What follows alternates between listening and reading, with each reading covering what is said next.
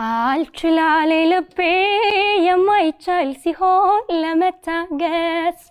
ቤቱን ትቼ ወጣው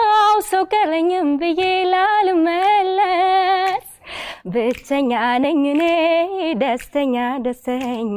ደስተኛ ነኝ አሁን ባላየው ዳግመኛ የትዳር ጓደኛው ሆኜ ባለቤቱ ይገርማል ስሜ መሳሳቱ ደጋግሞ ሚጠራኝ በተጣላት ሚስቱ ሲያወራኝ በተፋታት ሚስቱ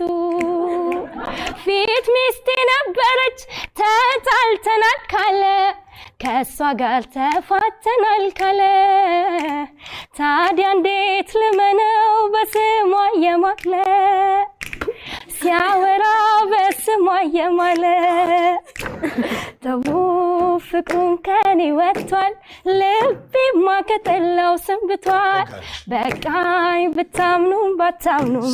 ከእንግዲህ እኔ እሱን አላምንም አልተገናኘንም